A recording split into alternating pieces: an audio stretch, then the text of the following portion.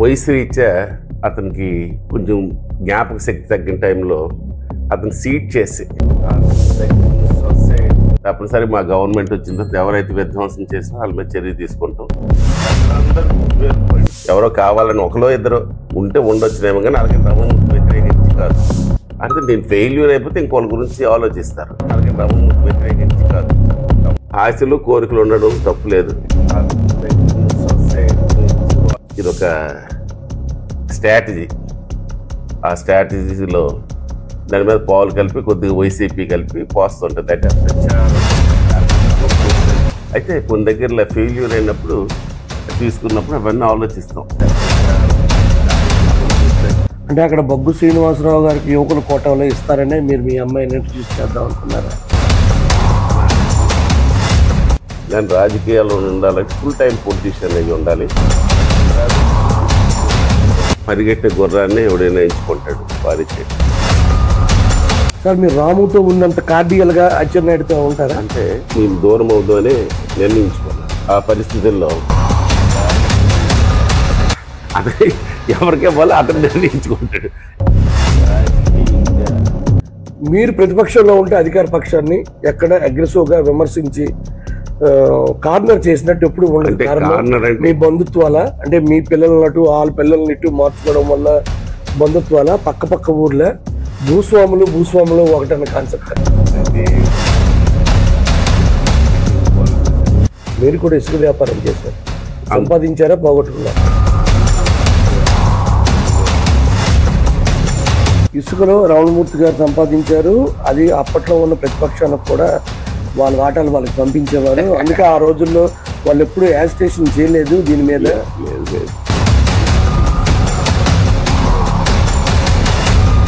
మీ అబ్బాయికి పైపుల ఫ్యాక్టరీ ఉండడం వల్ల అండర్గ్రౌండ్ డ్రైనేజీ వ్యవస్థను తీసుకొచ్చారు. రాష్ట్ర పార్టీ అధ్యక్షుడు అచ్చెన్నాయుడుతో మీకున్న గ్యాప్ ఏంటి?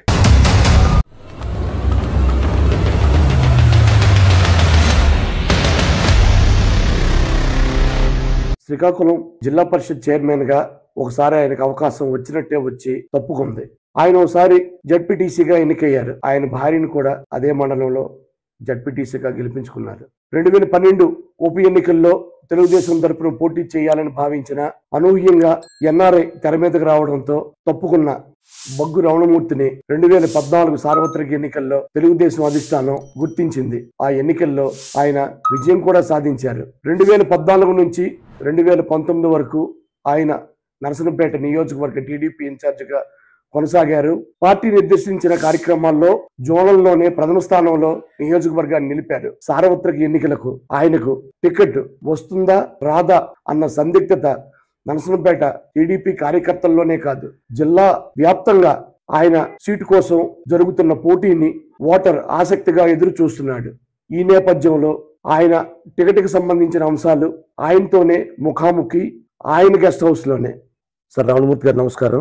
నమస్కారం అండి. సార్ మీ నియోజకవర్గానికి సంబంధించి మీరు 2014లో మొదటిసారి ఎమ్మెల్యే అయిన వెంటనే కోఆపరేటివ్ బిల్డింగ్ సొసైటీకి సంబంధించి అక్కడ ఒక 52 సెంట్లకు స్థలం ఉంటే 18 ఫ్లాట్లకి సంబంధించి అది వెకెట్ చేయించి అక్కడ ఎర్రనాయుడు గారి విగ్రహం పెట్టించారు. కానీ రావణమూర్తి గారు కక్షగట్టి ఇవి తొలగించారు అన్న అపవాదం ఒకటి, అపవాదానండి ఆరోపణనండి, ఆ టాక్ అయితే నర్సంపేట టౌన్లో ఉంది. ఇది ఎంతవరకు వాస్తవం? అది reserve site, park and library కానీ మాస్టర్ ఆ ప్లాన్లోనే ఉంది. 1945 అనుకుంటాను మద్రాస్ గవర్నమెంట్. అంటే అప్పటికి మన గవర్నమెంట్ కలిపి ఇంక రాలేదు. అప్పుడు మాస్టర్ ప్లాన్ ఇందిరానగర్ కాలనీ అంది. దాంట్లో వెడల్పైన రోడ్లు, పార్కులకి ఎక్కడ, స్కూల్ బిల్డింగ్లకి ఎక్కడ, షాపింగ్ మాల్స్కి ఎక్కడ కొన్ని కేటాయించారు ఒరిజినల్ ప్లాన్లోనే. ఏదైతే పార్క్ గురించి విడిచిపెట్టిన స్థలం ఉందో రిజర్వ్ సైట్, ఆ స్థలాన్ని ఇచ్చే హక్కు సొసైటీకి లేదు. కారణం రోడ్స్ కానీ పబ్లిక్ పర్పస్ గురించి కానీ కేటాయించినవి ఏవైతే అవేళ అప్రూవల్ అయినాయి అవి యథావిధిగా అవి ఉండవలసిందే. మరి పెద్ద ఆయన బాబ్జీ గారు, అతను వయసు రీత్యా అతనికి కొంచెం జ్ఞాపక శక్తి తగ్గిన టైంలో అతను సీట్ చేసి అతని దగ్గర నుంచి సొసైటీ నుంచి వాళ్ళ పేరున రిజిస్ట్రేషన్ చేయించారు. అది చెల్లదు. కారణం ఏంటంటే రోడ్లని, పబ్లిక్ ప్లేస్లని అవి గవర్నమెంట్కి గ్రామ పంచాయతీ వెస్టెడ్ అది. అలాగని పంచాయతీ కలిపి అమ్మేలేదు. ఏటి గురించి అది కేటాయించిందో దాని గురించే వినియోగించాలి. అది జరిగిన ఇష్యూ అక్కడ. అక్కడ ఎవరు ఆ లేఅవుట్ ఎవరికి ఇచ్చేయడం, అక్కడ ఉండడం కలిపి ఏం లేదు. అది పేపర్ మీద జరిగింది. నరసన్నపేట పట్టణం అంది అభివృద్ధి చెందుతున్న పట్టణం. ముఖ్యంగా ఇందిరానగర్ కాలనీ ఒక ప్లాన్డ్ ఏరియా అది. ఆ కాలనీ అక్కడ పార్క్ అంది అవసరం. స్వర్గీయ ఎర్రన్నాయుడు గారి పేరుతో అక్కడ చిల్డ్రన్ పార్క్ ఏర్పాటు చేయాలనే ఉద్దేశంతో 52 లక్షల రూపాయలు మంజూరు చేయించి పనులు కలిపి పూర్తి చేయించాం. అయితే ప్రారంభ దశలో ఉన్నప్పుడు కోర్టుకి వెళ్ళారు. కోర్టుకి వెళ్ళి ప్రారంభించొద్దని ఒక చిన్న స్టే తెచ్చారు ఫలాని. అయితే ఆవేళ మేము క్షుణ్ణంగా పరిశీలిస్తే వాళ్ళ కోర్టు నుంచి తెచ్చిన ఆర్డరు వేరేదని అప్పుడు మాకు అర్థమై ఉన్నాం. మొన్న ఈ కూలగొట్టిన తర్వాత కంప్లీట్ స్టడీ చేస్తే వాళ్ళు స్టే తెచ్చిన ఏరియా వేరు, ఈ పార్క్ కట్టిన వేరు, సర్వే నెంబర్ వేరు, సర్వే నెంబర్లు వేరు, గ్రామాలే వేరు. అక్కడ గమ్మత్తుగా గుట్టిపిల్లి పంచాయతీ అలాగే బొరుగువలస పంచాయతీ 2 పంచాయతీలు. బొరుగువలస కాదు, ఇంకేదో గుట్టిపిల్లి ఇంకేదో 2 రెవెన్యూ విలేజ్లు బార్డర్ అది. వాళ్ళు గమ్మత్తుగా ఇంకొక రెవెన్యూ బోర్డు అంటే ఇంకొక రెవెన్యూలో ఉన్న దానిపైన స్టేట్ ఇచ్చారు. అది మేము అంటే కన్ఫ్యూజ్ అయ్యాం. తరువాత పార్క్ కొట్టేసిన తర్వాత దాని మీద స్టడీ చేస్తే స్టేకి ఆ స్థలంకి సంబంధం లేదు. దాని మీద వెంటనే కంప్లైంట్ పెట్టాం. దానికి అతి లేదు గతి లేదు. తప్పనిసరి మా గవర్నమెంట్ వచ్చిన తర్వాత ఎవరైతే విధ్వంసం చేసినా వాళ్ళ మీద చర్య తీసుకుంటాం. ప్రజలందరికీ ఉపయోగపడే స్థలం అది, ప్రజలందరికీ కావాల్సింది.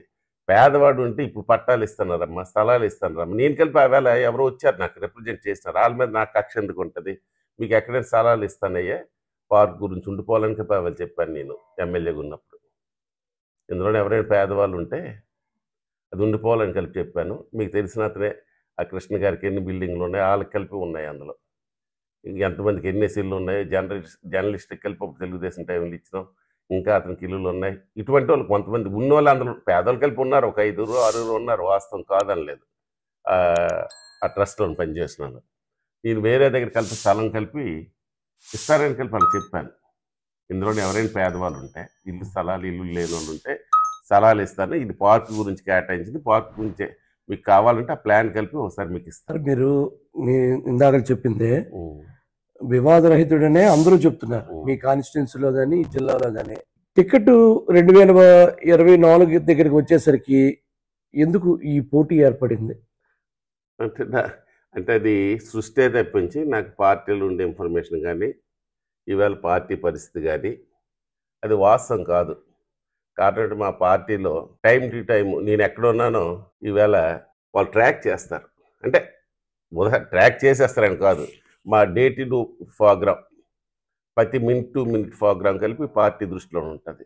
నేను ఈవేళ కాదు, ఎమ్మెల్యే అయిన నుంచి ఎమ్మెల్యే పోయినా ప్రజల మధ్యన ఉంటాను, ప్రజల దగ్గర ఉంటాను. పార్టీ ఇచ్చే ప్రోగ్రామ్ సక్సెస్ఫుల్ చేస్తాను. మీరు గతంలో కలిపి జోన్లో ఫస్ట్ ప్లేస్లో ఉంది యాక్టివిటీస్లో. ఈవేళ తీసుకున్నా నాది ముందు వరుసలోనే ఉంది. అంటే మా పార్టీ ఇచ్చే ప్రోగ్రామ్స్ అది నిత్యం ప్రజల మధ్య నుండి కార్యకర్తల్లోని కలిపి కన్ఫ్యూజ్ లేదు. ఒకరో ఇద్దరు ఏదో వాళ్ళకి ఎవరో కావాలని ఆ పేరు చెప్పడం కలిపి అవసరం లేదు. ఎవరో కావాలని ఒకరో ఇద్దరు ఉంటే ఉండొచ్చునేమో కానీ అలాగని రమణమూర్తి వ్యతిరేకించి కాదు. రమణమూర్తి మీద మాకు అన్యాయం జరిగింది, లేకపోతే ఇతను పనికిరాడు అనే ధోరణం లేదు. కోరుకుండొచ్చు, అది కామన్. ఒక ఫ్యామిలీలోనే చిన్న చిన్న అభిప్రాయ భేదాలు ఉంటాయి. అటువంటిది పెద్ద సెక్టార్. నాకు తెలిసి రాష్ట్రంలో 60 లక్షల మంది మా క్రియాశీల కార్యకర్తలు ఉంటే మా నియోజకవర్గంలో మరి వివిధ బాధ్యతలు తీసుకున్న వాళ్ళు 6,700 మంది ఉన్నారు. లాస్ట్కి కేఎస్ఎస్ఎల్ అంటాం, కుటుంబ సాధికార సమితులు, యూనిట్ ఇన్ఛార్జీలు, క్లస్టర్ ఇన్ఛార్జీలు, మండల పార్టీ అధ్యక్షులు, పెద్ద కుటుంబం అది. ఇంత కుటుంబంలో కలిపి ఏదో ఒకరు ఇద్దరు మీరు కావాలంటే ఎవరికి అడగండి, కార్యకర్తలను కలిపి ఏకాభిప్రాయంతో ఉన్నాం. ఏ పొలిటికల్ పార్టీ అయినా కార్యకర్తలు నాయకుల తాలూకు అభిప్రాయం భిన్నంగా వెళ్దు. అయితే నేను ఫెయిల్యూర్ అయిపోతే ఇంకోళ్ళ గురించి ఆలోచిస్తారు. రమణమూర్తి అన్నాడు ప్రజల మధ్య నుండి ప్రజల విశ్వాసం, ప్రజల్లో సింపతి కలిపి ఉందని, అయ్యో అనవసరంగా అతనికి పనిచేసి మన మధ్య నుండి ఎమ్మెల్యేకి ఓడించిన సింపతి కలిపి ఉంది. ఈ టైం అప్పుడు పార్టీ ప్రయోగాలు చేయవలసిన అవసరం లేదు. కొన్ని దగ్గర మార్పులు చేస్తుంటుంది పార్టీ. కానీ ఎటువంటి పరిస్థితుల్లో అక్కడ ఎవరైతే ఇన్ఛార్జ్ ఉన్నారో అభ్యర్థి అనుకుంటారో వాళ్ళు ఫెయిల్యూర్స్ ఉన్నా, ప్రజల్లో వ్యతిరేకత ఉన్నా, ఒక అవినీతి వ్యతిరేకత ఉండొచ్చు, ప్రజలతో సక్రంగా లేకుండా మాట తీరు బాగోలేకుండా ప్రజలతో యాడ్వర్స్గా ఉన్న నలుగురు కార్యకర్తను కలుపుకోలేకపోయినా పార్టీ ఆలోచిస్తుంది తప్పనిసరిగా. ఇక్కడ అటువంటి పరిస్థితి ఉత్పన్నం కాదు. అయితే ఆశలు కోరికలు ఉండడం తప్పులేదు. దాంట్లో ఇదొక స్ట్రాటజీ. ఆ స్ట్రాటజీలో దాని మీద పాలు కలిపి కొద్దిగా వైసీపీ కలిపి పోస్తుంటుంది. అంటే ఆ ప్రచారం కారణం రమణమూర్తి అంటే వాళ్ళకే తెలుసు వైసీపీ వాళ్ళకి. ఇంకా రమణమూర్తి కాకపోతే ఎలాగుంటుందనే ఒక భ్రమతో ఆశల మీద ఇంకా అది స్ప్రెడ్ చేయడానికి ఎక్కువ వాళ్ళ తాలుగా ప్రయోగం అది తప్పించి తెలుగుదేశం పార్టీ కార్యకర్తకు కానీ అభిమానం కడితే వెంటనే రియాక్ట్ అయిపోతాడు. మీకు ఏమైనా అభ్యర్థి మీరు ఒకసారి మీరు ప్రయోగం కలిపి చేయండి, ఎక్కడైనా వెంటనే రియాక్ట్ అవుతాడు. అయితే నాకు అటువంటి డౌట్ లేదు. టికెట్ నాదే, ఎమ్మెల్యే నేనే. సార్ లోకేష్ గారు 40% యువతకి టికెట్ ఇస్తాం ఈసారి అని మహానాడులో ప్రకటించిన తర్వాత మీరు అమెరికాలో అదే విదేశాల్లో ఉన్న మీ అమ్మాయిని రంగంలో దించడానికి కూడా సిద్ధపడ్డారు. ఇప్పుడు ఆ ప్రపోజల్ ఉందా 40% కోటాలో? నేనంది మొదటే చెప్పాను మీకు, ఇవాళ రమణమూర్తికి అన్యాయం జరిగింది, రమణమూర్తిని మళ్ళీ శాసనసభ్యులు చేయాలని ప్రజలు మా కార్యకర్తలు బలంగా విశ్వసిస్తున్నారు. ఈ టైంలో ప్రయోగం చేయడం పార్టీ మంచిది కాదు, నేను చేయడం కలిపి మంచిది కాదు. కారణం రోజుకు 18 కిలోమీటర్లు నేను నడుస్తాను. ఆవేళ మనకు బొంతు ఎత్తిపోతల పథకం సాధన గురించి 18 కిలోమీటర్లు నడిస్తాను. లేదు లోకేష్ బాబు గారు 100 రోజులు 200 రోజుల్లో ఓ 12 కిలోమీటర్లు నడిస్తాను. రమణమూర్తికి అయితే కాదు.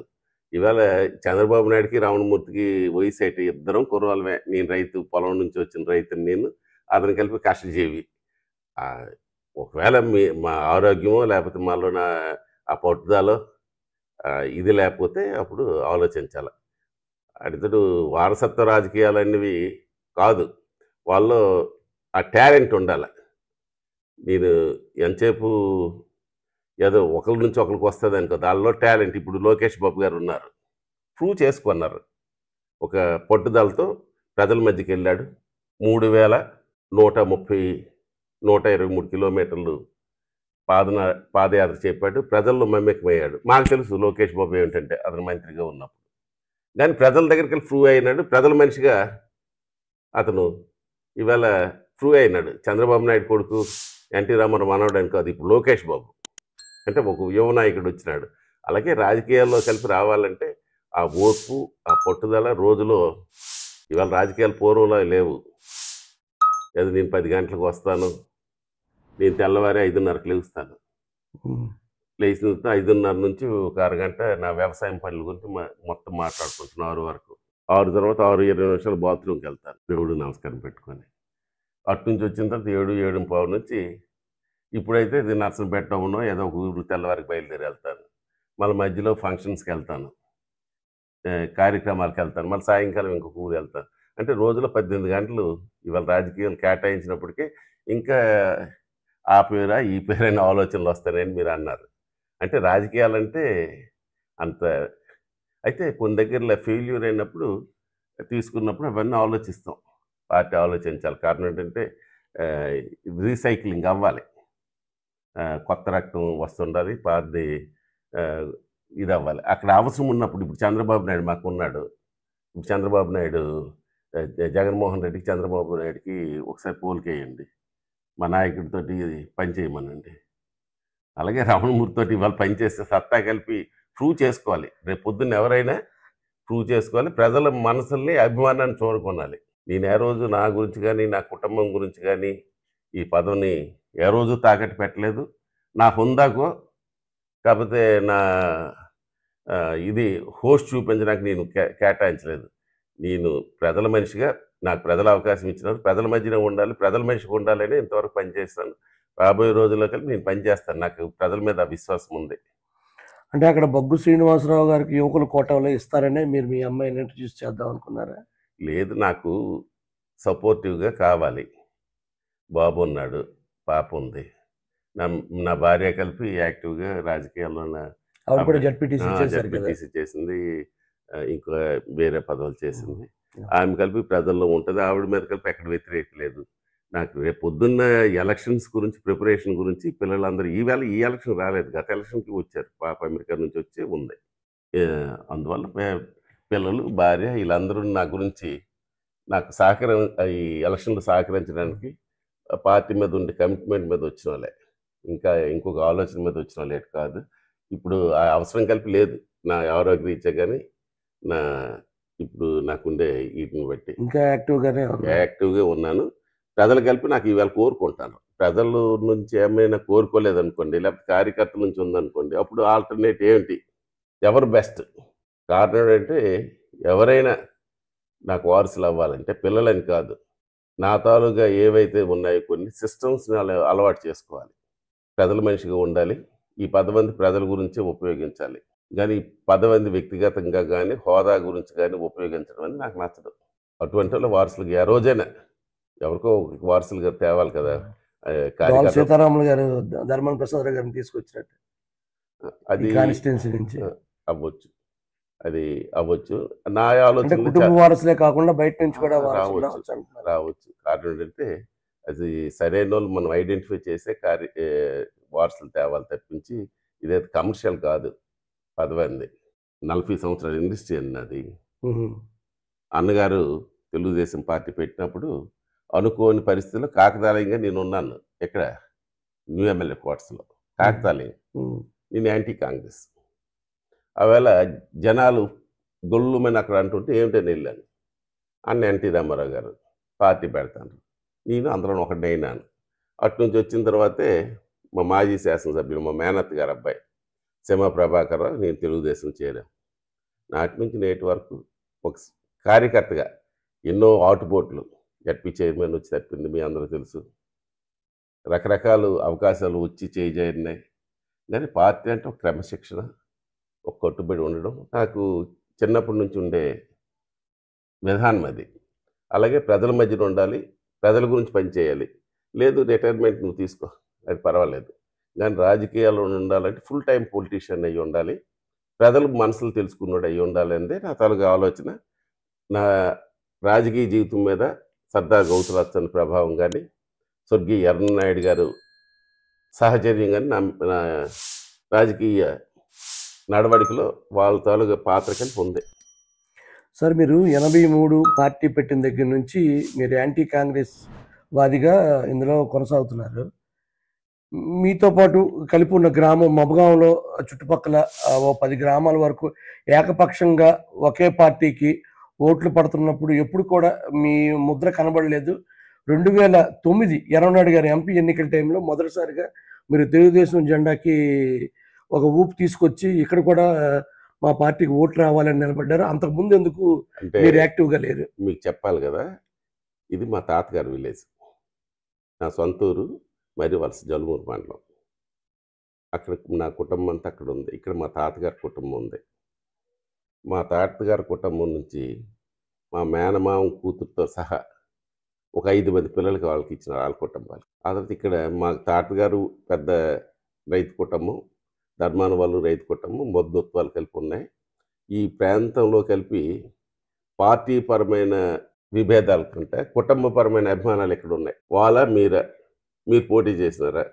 నేను ఓట్లు అడిగేవాడిని, అయ్యా మీరు పోటీ చేయలేదు కదా అనే పరిస్థితి ఈ ప్రాంతంలో అన్ని దగ్గరలో ఉంటుందని. అదే నా ఊరు మా మరివలస. పార్టీ పుట్టినప్పటి నుంచి, తెలుగుదేశం పార్టీ పుట్టినప్పటి నుంచి ఏరో తీసుకుని మాది సాలిడ్గా మంచి మెజార్టీతోటే టీడీపీకి ఓట్లు వేసే పరిస్థితి అక్కడ ఉంది. ఇది తాతగారి విలేజ్.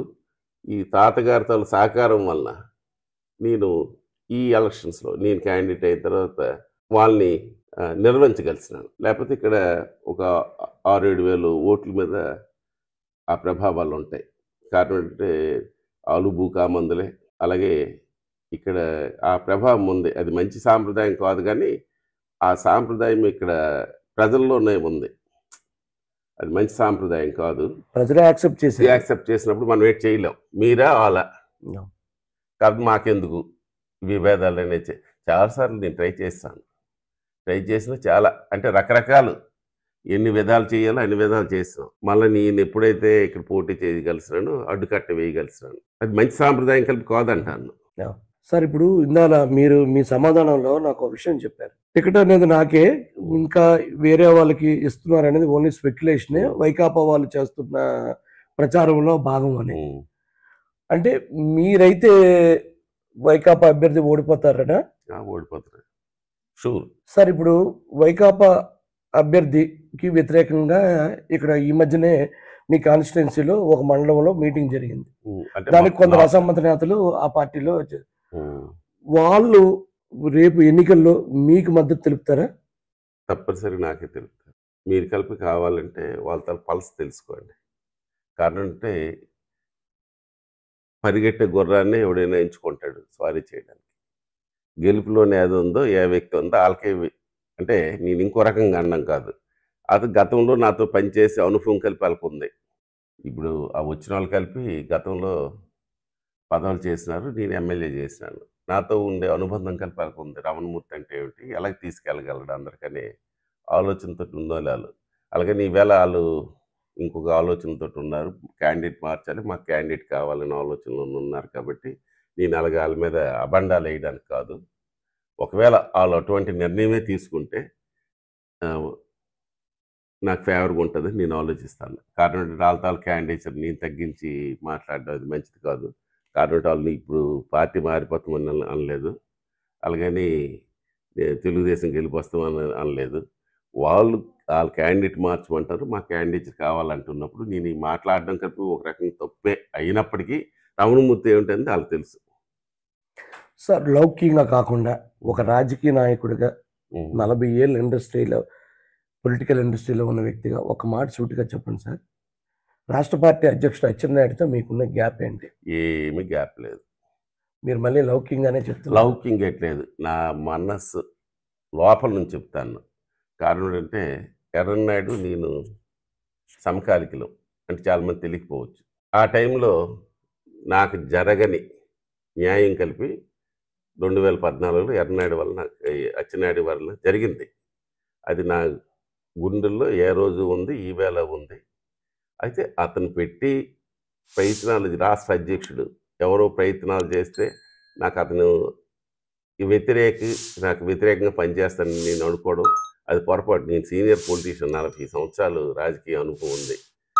ఇప్పుడు ఒక స్టేట్ పార్టీ అధ్యక్షుడు ఉన్నాడు, టికెట్ కావాల్సినాడు, అతని దగ్గరికి వెళ్ళకపోతే ఎవరి దగ్గరికి వెళ్తారు?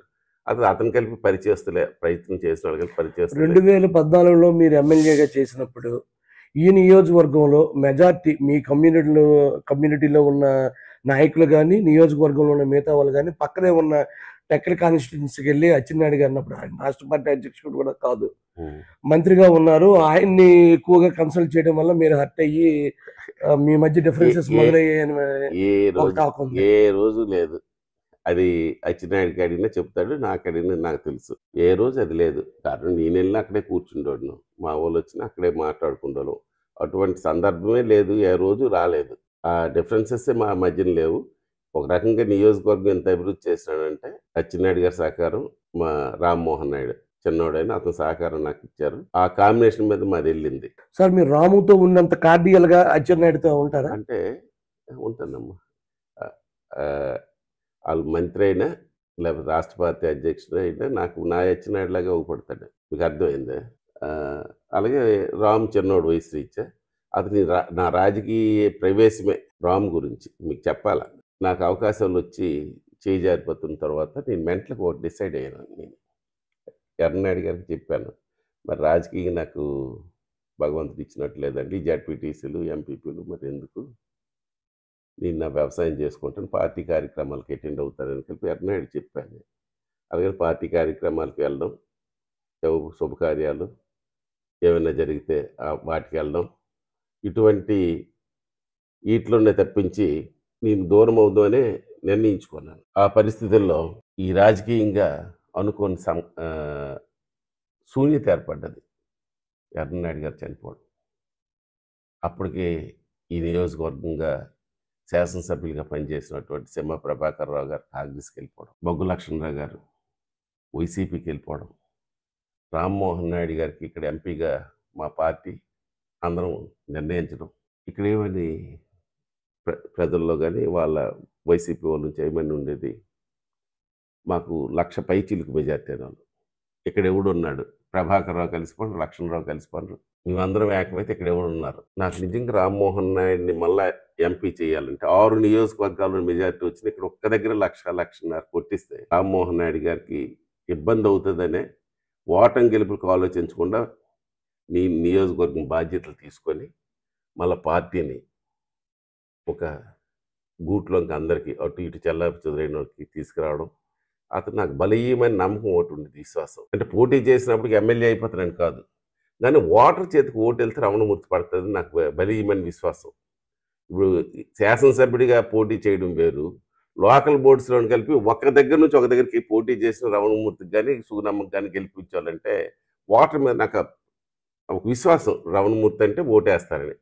ఆ విశ్వాసాన్ని కలిపి ఒమ్ము చేయకుండా 2014లో టికెట్ రావడంలో చంద్రబాబు నాయుడు గారు టికెట్ ఇవ్వడం కానీ, కాకపోతే మా అచ్చెన్నాయుడు గారిని రామ్మోహన్ నాయుడు గారు వాళ్ళ తాలుగా సహకారంతో కానీ మా ప్రజలు నాకు గెలిపించినారు. అది ఆ కృతజ్ఞత కానీ పార్టీ పట్ల కానీ వాళ్ళ పట్ల కానీ ఆ కృతజ్ఞత ఈవేళ కాదు ఎప్పుడూ ఉంటుంది.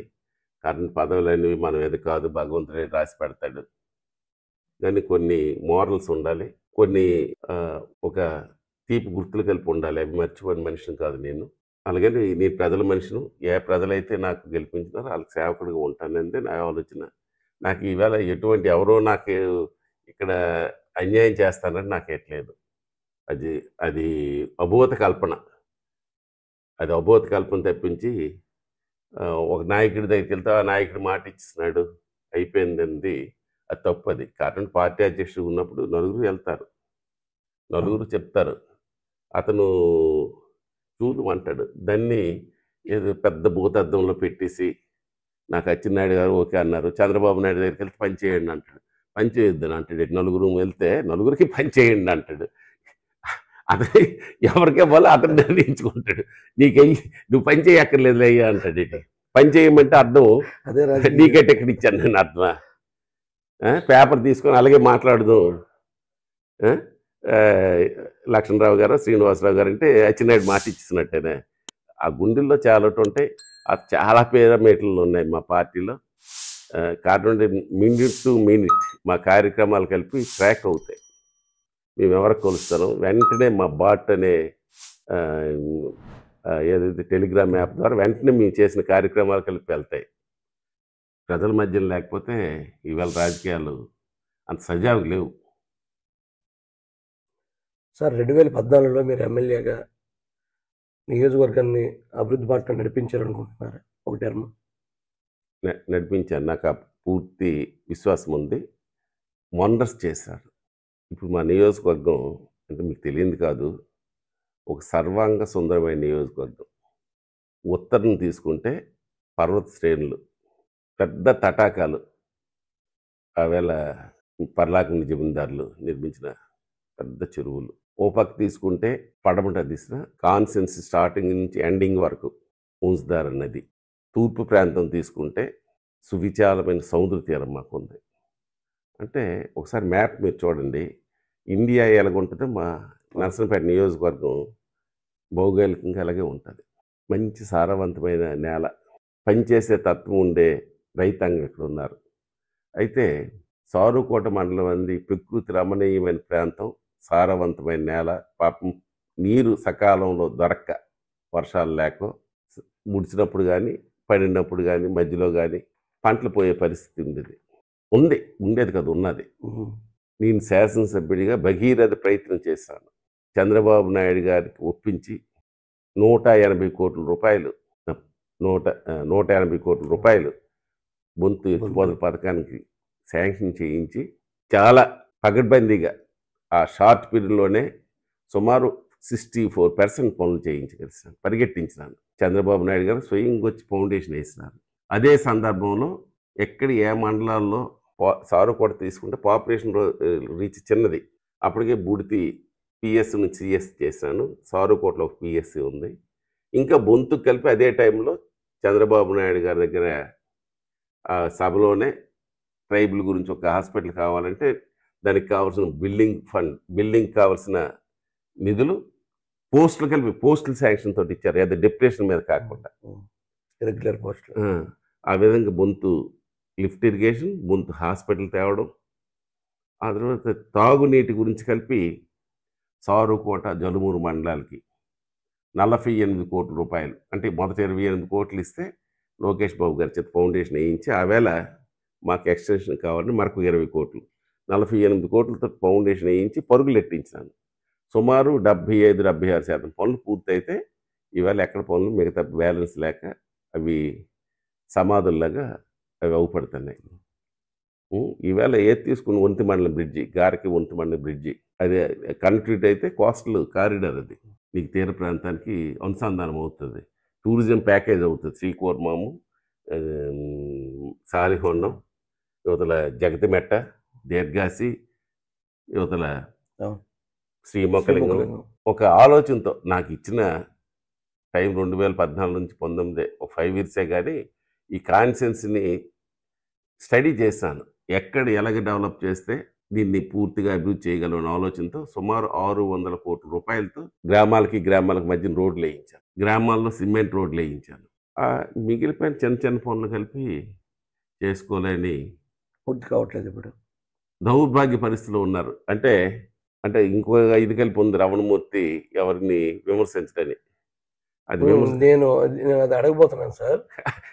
సార్ ఇప్పుడు మీ పార్టీకి క్షేత్రస్థాయిలో క్యాడర్ బేస్ చాలా పెద్దగా ఉంటుంది. మీకు వ్యక్తిగతంగా ఇమేజ్ ఉంది. అయినా కూడా ఎప్పుడు మీరు అధికారంలో ఉంటే ప్రతిపక్షాన్ని, మీరు ప్రతిపక్షంలో ఉంటే అధికార పక్షాన్ని ఎక్కడ అగ్రెసివ్గా విమర్శించి కార్నర్ చేసినట్టు ఎప్పుడు ఉండదు. కారణం మీ బంధుత్వాల, అంటే మీ పిల్లలనటు వాళ్ళ పిల్లల్ని ఇటు మార్చుకోవడం వల్ల బంధుత్వాల, పక్క ఊర్లో భూస్వాములు ఒకటన్న కాన్సెప్ట్. అదేం కాదు. అలాగైతే ఇంకోళ్ళ మీద విమర్శించాలి కదా నేను. అది కాదు. అంటే వ్యక్తిగతంగా వెళ్ళడం నాకు తక్కువ. అలాగని ఇసుక దోపిడీ, ఆ ఇసుక మీద యాజిటేషన్ చేసినాం, మీరు చూసుంటారు. లేదు ఈ ఫెయిల్యూర్స్ మీద ఇచ్చేసినాం. అయితే వ్యక్తిగతంగా అంటే ఈవేళ వ్యక్తిగతం దోపిడీ కలిపి జరుగుతుంది కాబట్టి మరి నోరు వెప్పవలసిన పరిస్థితి ఏర్పడ్డది. ఈవేళ ఒక పక్క ఇసుక దందా జరుగుతుంది, ఒక పక్క నేను ఇండస్ట్రియల్ పార్క్ పెడదాం అనుకొని ఎక్వైర్ చేయాలని ల్యాండ్ స్వయంగా వీటికి తీసుకొనరు, లేఅవుట్లు వేయించి. జగనన్న కాలనీస్కి అయితే సంతోషిద్దాం. వ్యక్తిగతంగా ఇప్పుడు షుగర్ ఫ్యాక్టరీ గురించి టెక్కలపాడు దగ్గర ఆ రోజు 160 ఎకరాలు అయితే ఎక్వైర్ చేస్తున్నారు. అది ఆ జిఎంఆర్ఎల్ ఆక్షన్ వేస్తే ఎవరో 3 ఎక్కడెక్కడ ఉన్న వాళ్ళు కొన్నారు. దాని మీద ప్రజల్లో కలిపి అక్కడ గుబగుబలాడిన తర్వాత నేను అది సెటిల్ చేశాను. అది మీరు ఇండస్ట్రియల్ పార్క్ ఇచ్చేయండి, మీకు గవర్నమెంట్ మీరు తీసుకున్న దాని మీద బెటర్గా మార్కెట్ వాల్యూ ఉంది, మీకు అది ఇప్పిస్తాను అంటే వాళ్ళు ఓకే అన్నారు. ఆర్డీఓ ఇన్స్పెక్షన్స్ ఇవన్నీ చేసినాం. చంద్రబాబు నాయుడు చేత ఇండస్ట్రియల్ పార్క్ కలిపి ఓకే అనిపించినాను. అటువంటి ఇండస్ట్రీ పార్క్ పెట్టవలసింది అతను వచ్చిన తర్వాత అది పెట్టాలి. అది తీసుకొని ఏదో రియల్ ఎస్టేట్కి ఇతను తీసుకొని రియల్ ఎస్టేట్కి అమ్ముకున్నాడు. దాంట్లో కోట్ల రూపాయలు చేయలు మారినాయి. ఇసుక ఈవేళ ఈ నర్సంపేట నియోజకవర్గంలో ఉండే రేవులకు అనుమతి లేకపోయినప్పటికీ యథేచ్ఛగా ఇసుక వెళ్తుంది. మేము ఒకసారి పోరాటం చేసి ఆపాము, కేసులు పెట్టామన్నారు. ఆ కేసులు ఏటైనా నీరు గారిపోయి. సార్ ఇసుకంటే ఇక్కడ పాయింట్ గుర్తొచ్చింది. 2014లో చంద్రబాబు గారు ఉచిత ఇసుక విధానం అవలంబించినప్పుడు మీరు కూడా ఇసుక వ్యాపారం చేశారు. సంపాదించారా, పోగొట్టుకున్నారా? నేను ఇసుక వ్యాపారం 2014 తర్వాత నేను చేయలేదమ్మా. 14 నుంచి 19 చంద్రబాబు గారు ఇసుక పాలసీలో మరి అక్కడ బిజినెస్సే లేదు, ఉచిత ఇసుక. అది దాంట్లో ఎవరితో ఇన్వాల్వ్మెంట్ లేదు. అంటే పేరుకి అది ఉచిత ఇసుకైనా ఎక్కడికక్కడ ర్యాంపుల్లో లోకల్ ఎమ్మెల్యేలే దాన్ని. మరి నా దగ్గర అయితే అది జరగలేదు. నేను చాలా దూరంగా ఇసుక బ్యాచ్ ఏదైనా వస్తుందంటే మీద కలిపి రానిచ్చోడం కాదు. నేను అసెంబ్లీలు కలిపి దాని మీద చర్చ కలిపి చేసినాను. నేను నేను వెళ్ళినప్పుడు మండపం దగ్గర బార్లు తీరున్నాయి వెహికల్. దాని మీద నేను అసెంబ్లీలో కలిపి చర్చించాను. అనుమతులు మించి తీసుకెళ్ళినట్టు ఉంది చూడండి అని.